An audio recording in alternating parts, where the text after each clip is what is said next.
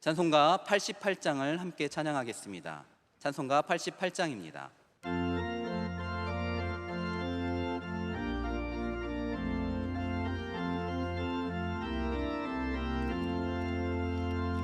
내 진정 사모하는 친구가 되시는 구주 예수님은 아름다워라. 산 밑에 백합하여 빛나는 새벽별 주님 영원할 길 아주 없도다. 내 맘이 아플 적에 그리로 되시며 나 외로울 때 좋은 친구라. 주는 저 산 밑에 백합 빛나는 새벽별 이 땅 위에 비길 것이 없도다. 내 맘의 모든 염려 이 세상 고락도 주님 항상 같이 하여 주시고, 시험을 당할 때에 악마의 계교를 즉시 물리치사 나를 지키네. 온 세상 날 버려도 주 예수 안 버려 끝까지 나를 돌아보시니. 주는 저 산 밑에 백합 빛나는 새벽별 이 땅 위에 비길 것이 없도다. 내 맘을 다하여서 주님을 따르면 길이 길이 나를 사랑하리니. 물이 두렵지 않고 장검도 검은데 주는 높은 산성 내 방패시라. 내 영혼 먹이시네 그 은혜 누리고 나 친히 주를 뵙기 원하네. 주는 저 산 밑에 백합 빛나는 새벽별 이 땅 위에 비길 것이 없도다.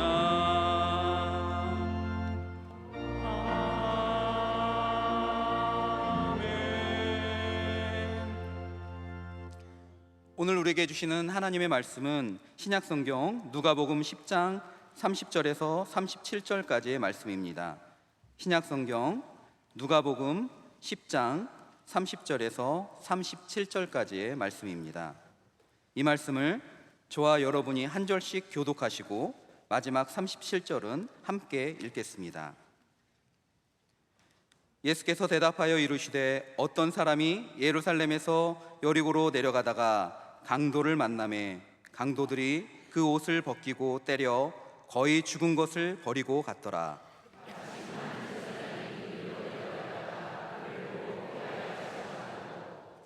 또 이와 같이 한 레위인도 그곳에 이르러 그를 보고 피하여 지나가되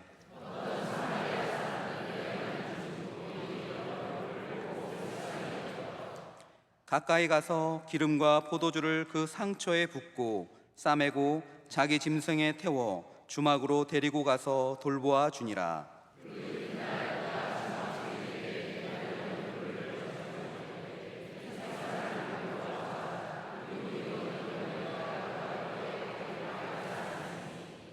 내 생각에는 이 세 사람 중에 누가 강도 만난 자의 이웃이 되겠느냐. 이르되 자비를 베푼 자니이다. 예수께서 이르시되 가서 너도 이와 같이 하라 하시니라. 아멘. 특순 시간입니다. 이 시간 실내 앙상블과 권사회 임원단의 특순에 이어서 교회 사랑하는 찬양대가 정성껏 준비한 찬양으로 하나님께 영광 올려 드리겠습니다.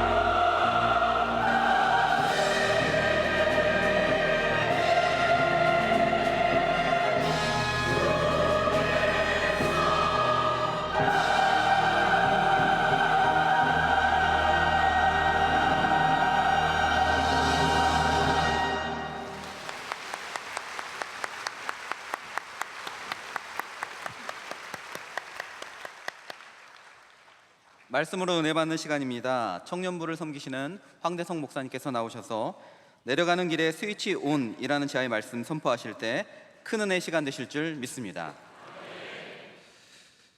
자, 오늘 보면 선한 사마리아인 비유 말씀은 워낙 유명한 내용의 말씀이죠.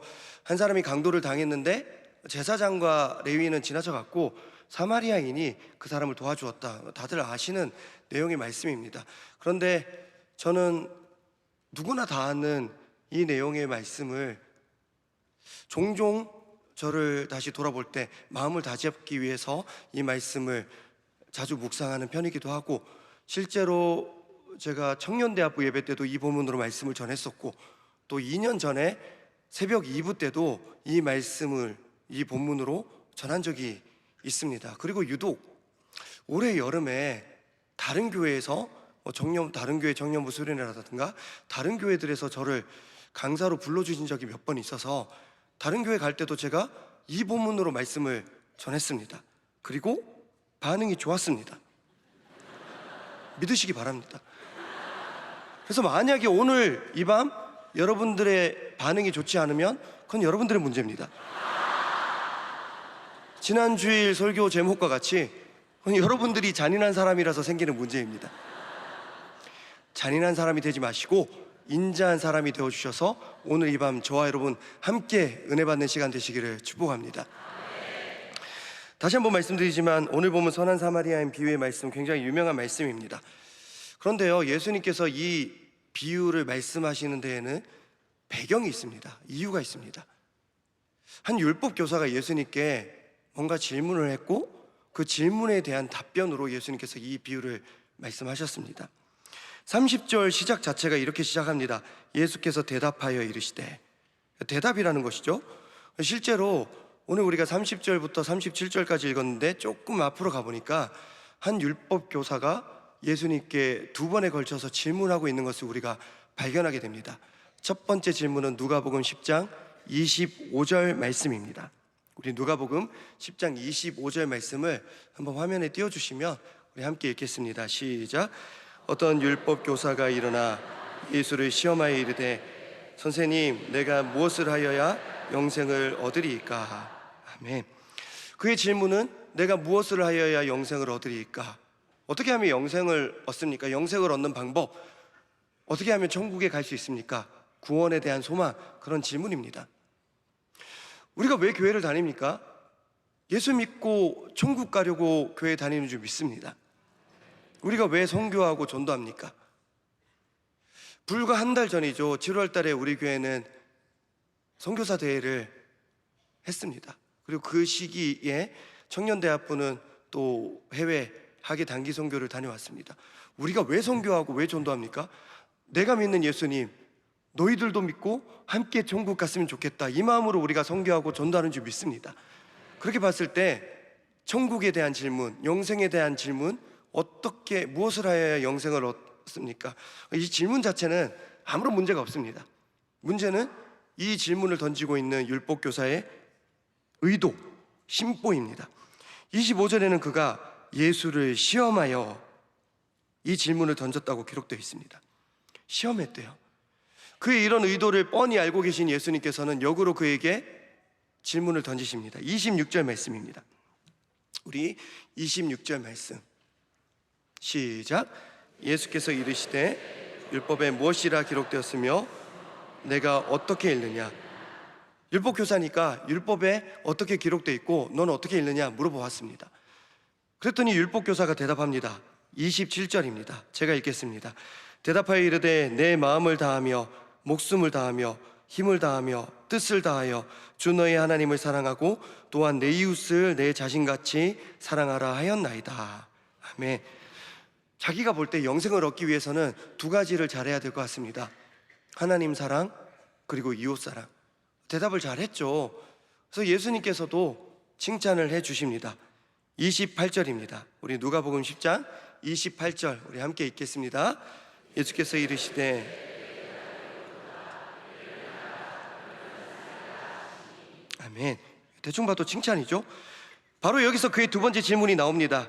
29절입니다. 제가 읽겠습니다. 그 사람이 자기를 옳게 보이려고 예수께 여짜오되 그러면 내 이웃이 누구니까? 자, 첫 번째 질문, 내가 무엇을 하여야 영생을 얻으리까? 그 의도는 예수를 시험하여 물었습니다. 두 번째 질문, 내 이웃이 누구니까? 이 질문의 의도는 자기를 옳게 보이려고 질문을 하고 있습니다. 그러니까 지금 이 율법교사 이 사람은 예수님을 평가하기 위해서 또 평가받으려고 질문을 던지고 있습니다. 평가는 두 가지 측면이 있죠. 하나는 내가 다른 누군가를 평가하는 것이고, 다른 하나는 다른 누군가가 나를 평가하는 것입니다. 우리는 항상 누군가를 평가하기도 하고 동시에 누군가로부터 평가를 받으면서 살아갑니다. 율법교사도 그랬습니다. 첫 번째 질문, 내가 무엇을 하여야 영생을 얻으리까? 예수님을 평가하려고, 시험하려고 질문을 던졌습니다. 두 번째 질문, 내 이웃이 누구니까? 이 질문은 옳게 여김받기 위해서, 좋은 평가를 받기 위해서 질문을 던졌습니다.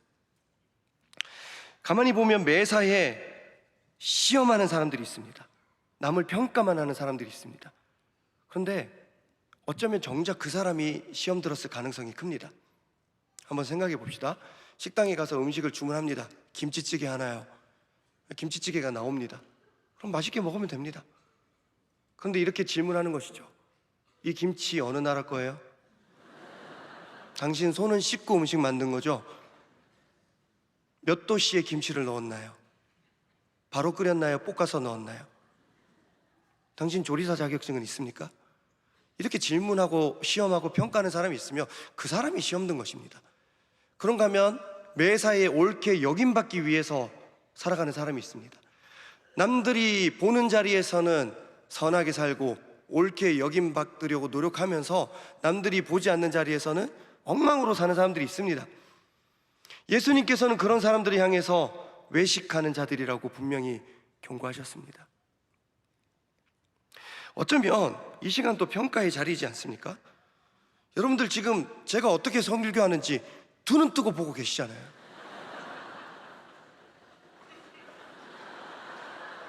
제가 얼마나 지금 두렵겠습니까? 반면에 제 입장에서는 여러분들이 저를 옳게 봐주면 좋겠다, 그런 마음으로 저는 설교를 합니다. 여러분, 좋게 평가하고 옳게 여김받고 중요하지만 이 시간 은혜 받으라고 우리에게 허락해 주신 하나님의 선물 같은 시간인 줄 믿습니다. 저도 은혜에 집중하고 여러분들도 은혜에 집중하는 시간이 되기를 바랍니다. 자, 그렇다면 오늘 본문에서 주고받은 질문들이 있죠. 한번 제대로 살펴보겠습니다. 무엇을 하여야 영생을 얻을 수 있겠습니까? 그리고 우리의 이웃은 누구입니까? 우리가 어떻게 살아야 예수님께서 우리를 옳게 봐주실까요? 이런 질문들에 대한 답변이 선한 사마리아인 비유의 말씀입니다. 한 사람이 예루살렘에서 여리고로 내려가고 있었습니다. 예루살렘에서 여리고로 내려가고 있었습니다. 근데 분명 지도를 보면 예루살렘이 여기 있으면 여리고가 여기 있습니다. 정확하게 말하면 예루살렘에서 여리고로 올라간다는 표현이 맞습니다. 그런데 예루살렘이 고산지대에 있고 또 거기에 하나님께 예배하는 성전이 있기 때문에 항상 성경에는 예루살렘에서 어디론가 갈 때는 내려가고 다른 곳에서 예루살렘으로 갈 때는 올라간다, 그렇게 표현합니다. 아무튼 한 사람이 예루살렘에서 여리고로 내려가다가 강도를 만납니다. 그리고 가진 것을 다 빼앗긴 채로 버려지게 됩니다. 우리 30절 말씀 우리 함께 읽겠습니다. 시작. 예수께서 대답하여 이르시되 어떤 사람이 예루살렘에서 여리고로 내려가다가 강도를 만나매 강도들이 그 옷을 벗기고 때려 거의 죽은 것을 버리고 갔더라. 아멘. 여기서 볼 때 거의 죽은이라는 표현이 나옵니다. 사람들 눈에 볼 때는 시체로 보였을 수도 있겠다, 그렇게 우리가 추측할 수 있습니다. 그리고 그 사람을 보고 제사장과 레위인도 그 길로 내려가다가 그냥 지나치고 모른 척하고 자기 갈 길을 갑니다. 30절에서 묘사되는 이 안타까운 상황은 지금도 우리 주변에서 비일비재하게 일어납니다. 제가 한 9년 전에 서울시청역 인근에 있는 교회에서 부목사로 사역한 적이 있습니다. 그때 제가 서울역, 시청역 인근에 있었기 때문에 길거리에 노숙자들을 정말 많이 봤습니다. 근데 여름이면 길에서 주무셔도 돌아가시지는 않습니다. 근데 겨울에는 그러다가 돌아가시는 분들 시신을 경찰이 수습하는 광경을 제가 여러 봤습니다. 너무 날씨가 추우면 몰래 교회에 들어오셔서 주무시는 경우도 있습니다. 그럼 제가 제일 먼저 출근해서 그런 분들 발견하면 제가 뭘 했냐면 깨워서 내쫓거나 반응이 없으면 경찰을 불러서 내쫓았습니다. 제가 했던 일이 뭐냐면 지나치는 것입니다. 책임지지 않는 것입니다. 그분들이 거기 있으면 어떻게 권사님들이 계단으로 본당에 올라갑니까? 예배 드려야 되잖아요. 제가 했던 일 버리는 것이었습니다. 그런가 하면 요즘 제가 사는 사택이 암사동에 있는데 골목 안에 있습니다. 골목길 가다 보면 중고등학생이 교복을 입고 담배를 피는 경우가 있습니다. 근데 또 되게 맛있게 펴요.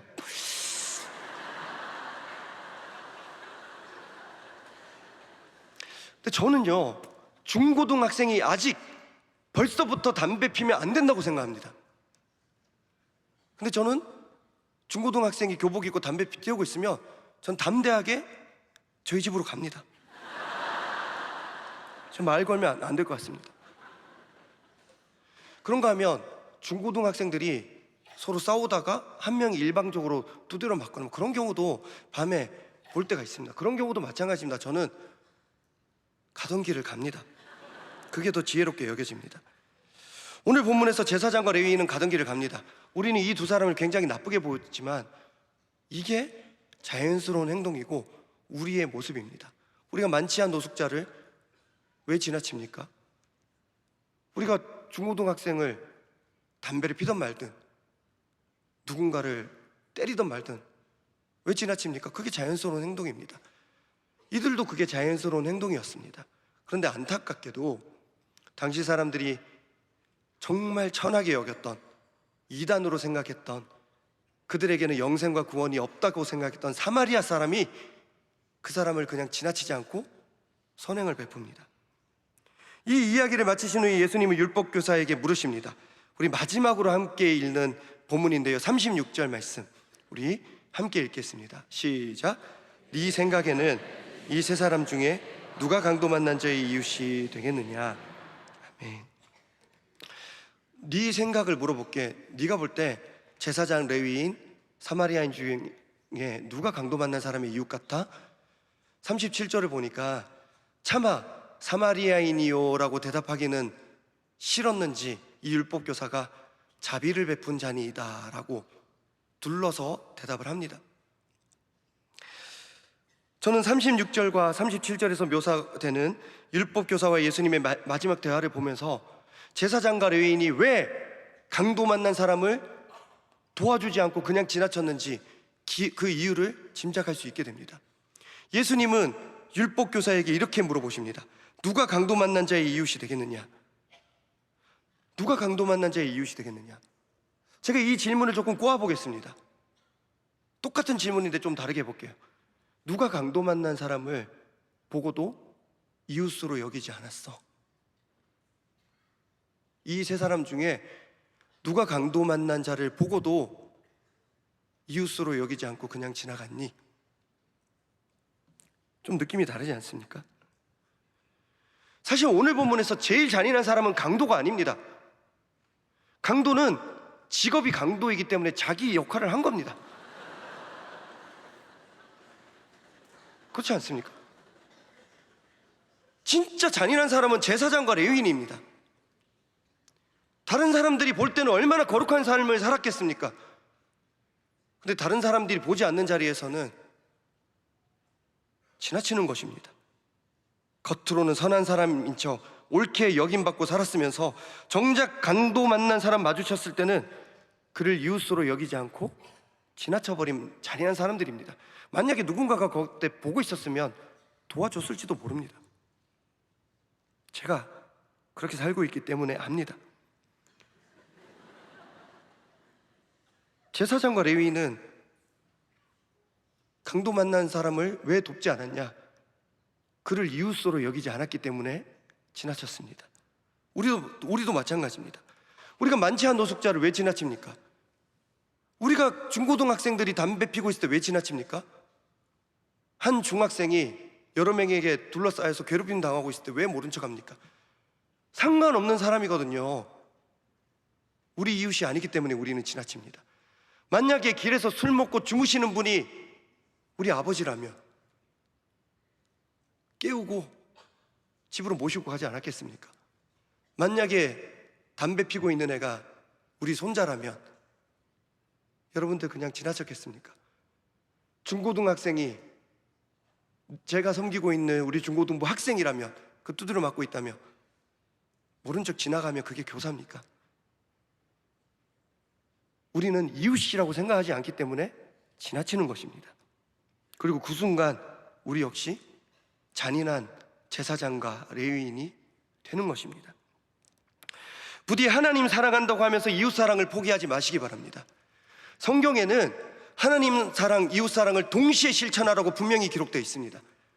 옳게 여김받기 위해서 이웃을 사랑하지도 마시기 바랍니다. 사랑할 수 있는 사람만 사랑하다 보면 내 이웃의 지경이 날마다 점점 더 좁아지게 될 것입니다.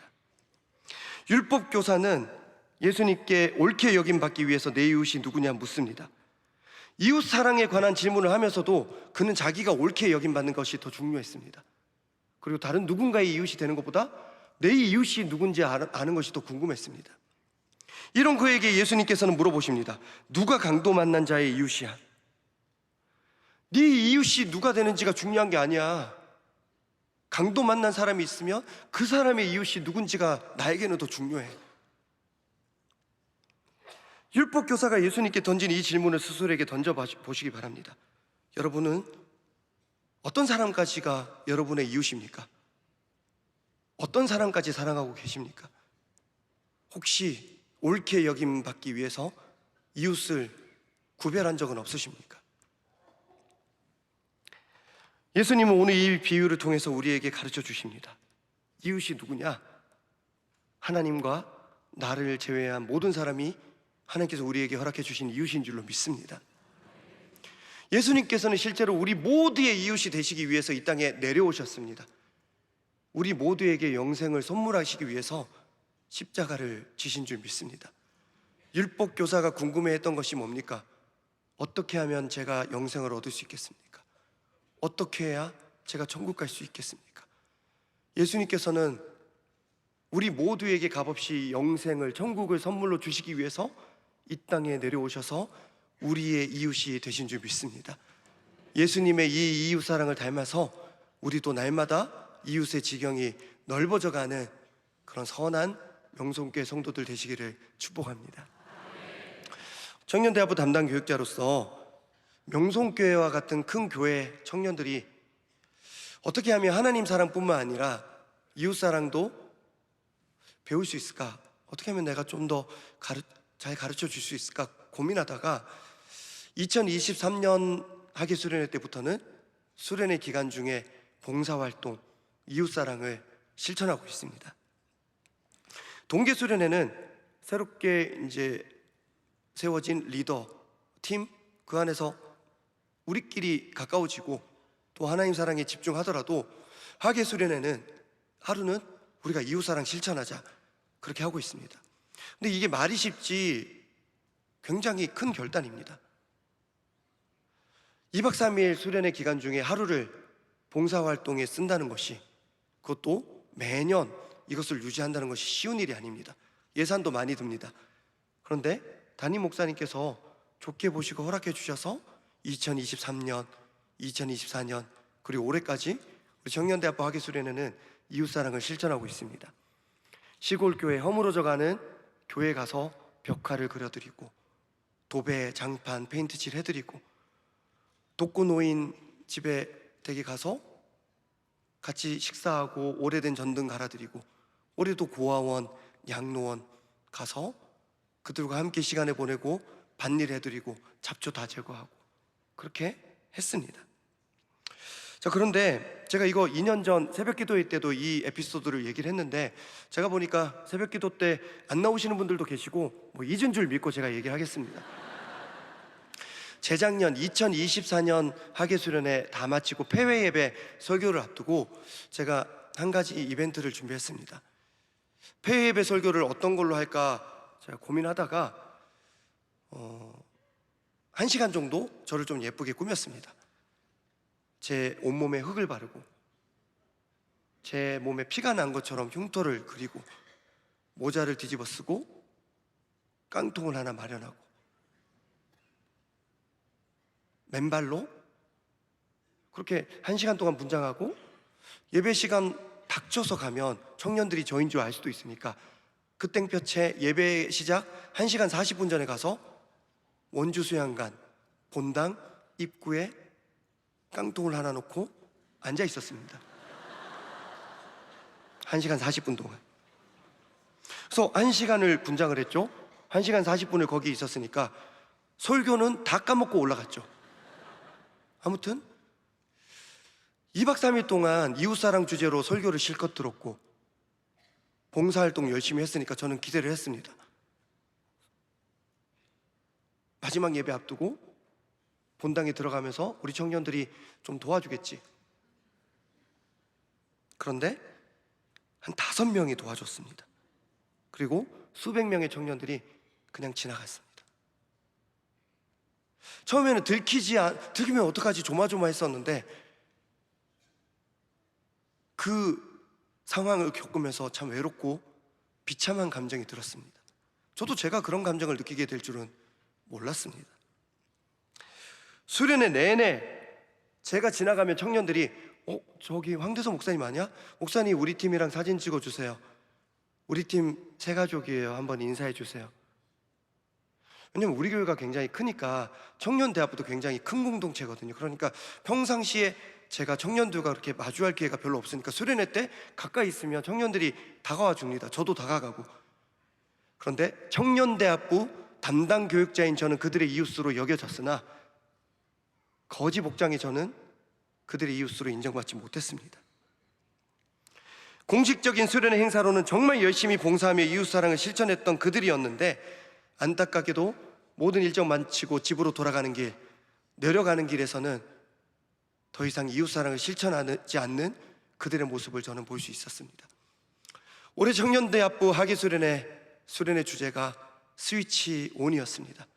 그래서 오늘 설교 제목에도 스위치 온 이 표현을 넣었는데 수련회를 마무리하고 정리하는 시간에는 이웃사랑 스위치가 다 꺼져버린 청년들의 모습을 제가 확인할 수 있었습니다.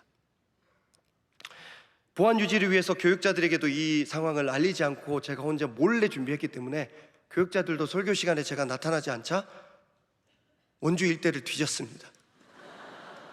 그리고 제가 조금 텀을 두고 뚜벅뚜벅 걸어 나가니까 그제서야 상황을 파악했던 수많은 청년들은 황대성 목사님이셨어? 그때부터 글썽글썽 저희 설교를 듣고 그랬던 것이 기억이 납니다. 저에게도 참 기억에 남는 설교의 시간입니다. 아무튼 그날 보니까 한 15,000원 들어있었는데 저는 확신합니다. 그게 교회에 헌금한 것이 아니라 저에게 준 것이기 때문에 저는 스타벅스 갔습니다.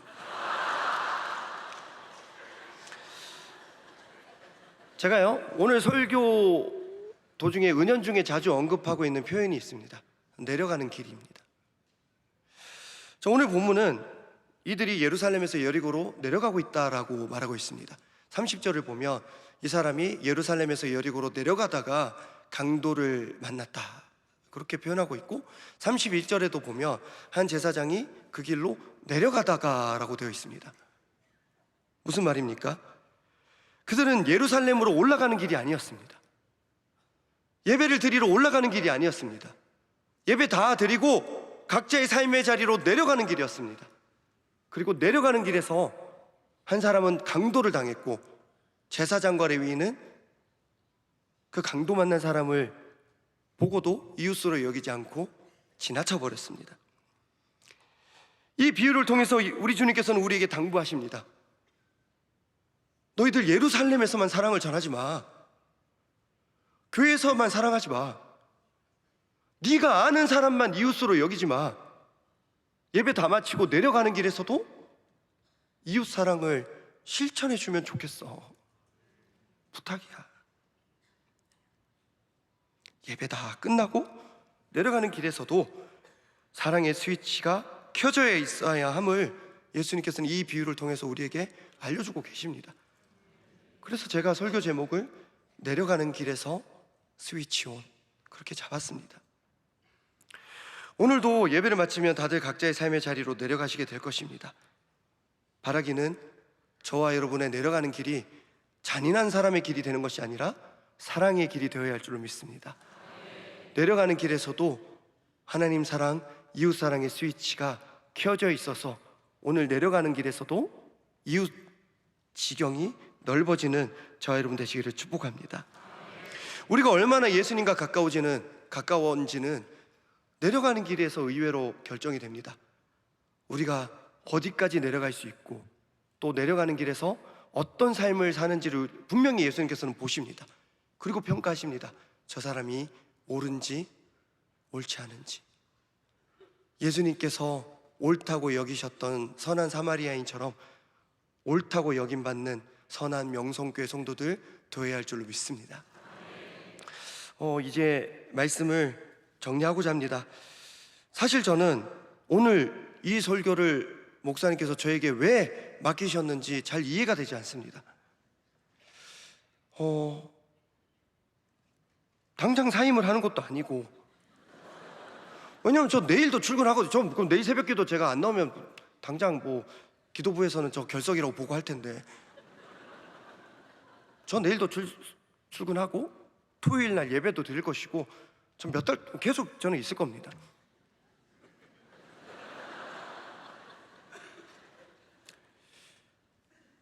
그리고 최근 저의 상황이 좀 어려운 상황이 있었기 때문에 왜 하필 이때 토요일에 갑자기 이 말씀 이걸 저에게 맡기셨을까 좀 고민이 되었습니다. 이번 주 주보를 자세히 보신 분들은 아시겠지만 이번 주 주보에 제 이름이 정말 많이 적혀 있습니다. 총 4번 적혀 있습니다. 원로 목사님 이름보다 제 이름이 더 많이 나옵니다. 담임 목사님 이름도 4번 나오는데 담임 목사님은 주일 예배 때 3번 나오니까 그거는 아무튼 제 이름 4번 나옵니다. 주일 저녁에 사회 받죠. 오늘 설교자로 제 이름 나오죠. 그리고 제일 뒷면에 보면 그 섬기는 이들의 제 이름 나오죠. 제가 성이 황씨라서 제일 밑바닥에 내려가는 길에 적혀 있습니다. 그리고 끝으로 소천소식에 제 이름이 적혀 있습니다. 오늘이 저희 어머니께서 돌아가신 지 딱 일주일 되는 날입니다.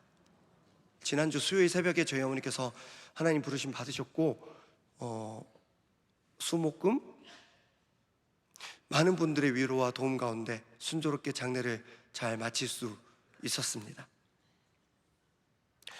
그리고 마지막 날 금요일 발인하고 화장하고 납골당에 유골함을 안치하고 이제 집으로 돌아와서 저희 솔직한 심정은 저희 모든 스위치를 끄고 싶었습니다. 사실 그 전주 청년부 수련회 때부터 저는 단 하루도 2시간 이상 잠을 잔 적이 없었습니다. 그래서 이게 계속 누적되었기 때문에 지난주 금요일은 내 몸에 이상이 생기는 것을 좀 느꼈고 스위치를 끄고 싶었고 다 내려놓고 싶었고 내려가는 길로 가고 싶었습니다. 그리고 그렇게 내려가는 길에서 저는 강도 만난 사람을 만나게 됩니다. 건너서 소식을 듣게 되었습니다. 한 청년의 어머니께서 돌아가셨습니다. 그 청년의 아버지께서는 작은 교회를 섬기시던 목사님이셨습니다. 그리고 2년 전에 돌아가셨습니다. 장례를 부탁할 곳이 마땅치 않아서 그 청년과 제일 친한 목사인 제가 그 아버지 목사님의 장례를 3일 동안 집례했습니다. 그리고 약 2년이 지난 후에 어머니 사모님마저 돌아가셨습니다. 딱하죠. 그런데 그 청년은 저에게 장례를 부탁하고 싶지만 저도 상중이잖아요. 그러니까 저한테 연락을 못하고 있었던 거예요. 제가 그 소식 듣고 연락을 했습니다. 그 친구도 어머니 돌아가셔서 슬플 텐데 전화 받자마자 목사님 죄송해요 하면서 펑펑 우는 거예요. 그래서 제가 같이 울다가 이렇게 얘기했습니다. 있잖아, 어머니를 떠나보내는 마음 그래도 내가 제일 잘할 것 같은데 내가 갈까? 그렇게 저는 저희 어머니 장례 마친 금요일부터 다시 스위치를 켜고 금, 토, 주일 3일 동안 주일 새벽까지 그 친구의 모친상 장례를 제가 집례하며 도왔습니다. 그 청년은 제가 내려가는 길에서 마주친 강도 만난 이웃이었습니다. 지난 8월 10일 주일 찬양 예배 설교의 제목은 광야의 끝에서 광야의 시작을 바라보다 였습니다. 그리고 지난주 저의 삶은 장래의 끝에서 장래의 시작을 바라보다 했습니다. 저희 어머니 위로 예배를 드리고 이틀 후 그 위로 예배를 제가 집례했고, 입관을 하고 이틀 후에 그 입관 예배를 제가 집례했고, 발인하고 이틀 후에 제가 발인을 집례했습니다. 설교를 잘한 것 같지는 않지만 제가 그동안 집례해왔던 그 어떤 장례 예배보다 더 마음 다해 유가족들을 이해하고 섬겼던 것 같습니다. 저희 아버지께서는 평생 목사로 사역하시다가 2년 전에 은퇴하셨습니다. 그리고 저희 아버지께서는 저에게 목사로서 어떻게 살아야 될지 기술적인 부분을 많이 가르쳐 주셨습니다. 복장, 설교 자세, 신방할 때는 이렇게 저렇게, 이 헌법은 이런 뜻이야. 그런데 돌아가신 저희 어머니께서는 한 번도 그런 기술적인 부분을 말씀하시지는 않으셨습니다. 단순했습니다. 아들, 착하게 살아야 돼. 경상도 말로 이렇게 말씀하셨습니다. 설교 아무리 잘해도 인간이 못되면 글렀다. 약간 저희 아버지 겨냥하신 말씀도 있지만, 설교 아무리 잘해도 인간이 잔인하면 안 돼. 저에게 잔인한 사람이 아니라 착한 사람이 되기를 계속 당부해 주셨습니다. 어머니 장례를 다 마치고 내려가는 길에서 만난 그 청년의 장례를 곧바로 3일 동안 집례하는 저의 모습을 저희 어머니께서 하늘에서 보시고 아들 착하다 해주시지 않을까 생각하면서 저는 몸은 힘들었지만 참 감사했습니다. 이제 와서 생각해 보니 오늘 저에게 이 설교를 목사님께서 맡겨주신 것은 감사를 고백하라고 주신 기회인 것 같습니다. 저희 어머니께서는 제가 청년부 수련회를 잘 마칠 때까지 기다려 주셨습니다. 그리고 지난주 장례를 잘 마치고 저는 이번 주에 진행되는 대학부 수련회에도 저는 참석할 수 있게 되었습니다. 기다려 주신 저희 어머니, 그리고 모든 것을 주관하신 하나님께 감사드립니다. 그리고 위로해 주시고 기도해 주신 모든 성도님들께 감사드립니다. 제가 아직 감사 인사도 단 한 분께도 아직 경황이 없어서 못 돌렸는데요, 여러분들 덕분에 저희 어머니 장례를 잘 마칠 수 있었습니다. 특별히 지난 4년간 잘해준 것 하나 없는데 저를 잘 따라와주고 지난주에 제가 강도 만난 사람이 되었을 때 제 곁을 지켜준 많은 청년들 감사합니다. 제가 평생 잊지 못할 겁니다. 그리고 휴가 기간에도 제 빈소를 지켜준 청년대학부 교육자님들, 그리고 명성교회 모든 교육자님들, 직원분들 감사드립니다. 무엇보다도 지난 4년간 저희 어머니께서 투병하실 때 계속해서 격려해 주시고 위로해 주셨던 담임 목사님, 부목사 모친상 소식 듣고 끌어안고 함께 울어주는 담임 목사님을 저는 이제껏 본 적이 없습니다. 어쩌면 김하나 목사님이 저의 마지막 담임 목사님이 되실 것 같은데, 김하나 목사님이 저의 마지막 담임 목사님이셔서 정말 감사합니다. 그리고 멀리 계셔서 오시질 못하셨지만 연락 주셔서 어머니께서 자네의 길을 다 예비해 놓으셨다라고 위로해 주셨던 원로 목사님의 그 말씀도 너무 감사합니다. 앞으로 평생 두 분의 등을 바라보면서 조금이라도 가까이 따라가고 닮아가고자 노력하겠습니다. 이제 저희 어머니 이 땅에서의 내려가는 길은 다 마쳤습니다. 그런데 스위치가 꺼진 것이 아니라 하늘 가는 밝은 길의 스위치가 켜진 줄 믿습니다. 어머니와 다시 만날 그날까지 어머니의 당부대로 착한 목사로 살기 위해서 더 노력하겠습니다. 오늘 부족한 설교 들어주셔서 감사드리며 함께 기도하겠습니다. 살아계신 하나님, 오늘 부족한 사람이 경황이 없는 가운데 말씀을 전했습니다. 하나님 사랑하는 주의 백성들이 올라가는 길뿐 아니라 내려가는 길에서도 주님의 사랑을 전하는 삶 살도록 인도하여 주시옵소서. 내 이웃 잘 찾는 것도 좋지만 강도 만난 자의 이웃이 기꺼이 되어주는 선한 명성교회 성도들 다 되게 하여 주시옵소서. 진행되고 있는 대학부 수련회 가운데 은혜를 더하여 주시고 청년들 인생에 불이 켜지는 스위치 온의 은혜가 있게 하여 주시옵소서. 바쁘신 중에 수련회에서 말씀 전하시는 담임 목사님 붙들어 주시고 목사님의 모든 목회 여정 가운데 항상 동행하여 주시옵소서. 보통은 은퇴하면 모든 스위치를 다 끄지만 오히려 스위치를 더 밝게 켜고 강도 만난 이웃들을 살피러 다니시는 원로 목사님을 우리에게 허락해 주셔서 감사합니다. 준비하고 계시는 9월 특별 새벽 집회 위에 은혜를 더하여 주시옵소서. 내려가는 길에서도 우리의 스위치가 꺼지지 않고 세상의 빛으로 우리가 살기 원하시는 예수 그리스도 이름으로 기도하옵나이다. 아멘.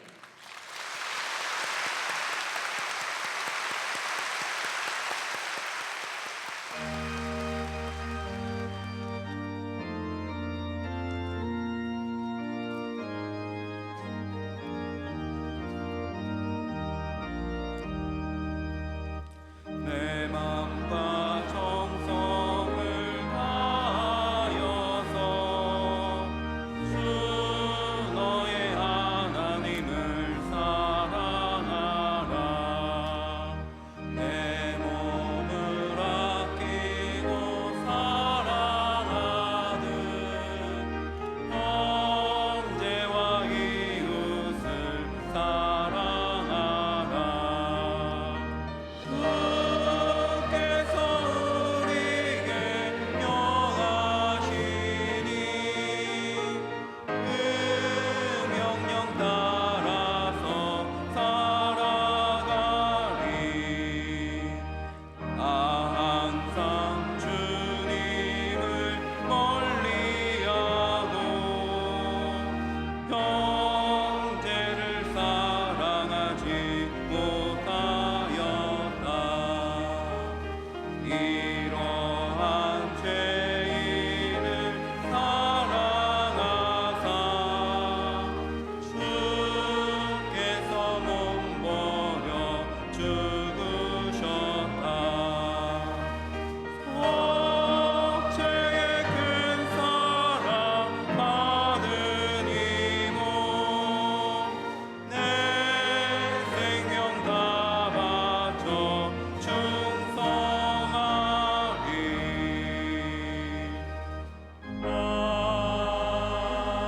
아멘. 이제는 주님이 가신 교도로 예배를 마치겠습니다. 하늘에 계신 우리 아버지여, 이름이 거룩히 여김을 받으시오며 나라의 임하옵시며 뜻이 하늘에서 이룬 것 같이 땅에서도 이루어지이다. 오늘날 우리에게 일용할 양식을 주시옵고 우리가 우리에게 죄진 자를 사하여 준 것 같이 우리 죄를 사하여 주시옵고 우리를 시험에 들게 하지 마시옵고 다만 악에서 구하시옵소서. 대개 나라와 권세와 영광이 아버지께 영원히 싸움나이다. 아멘.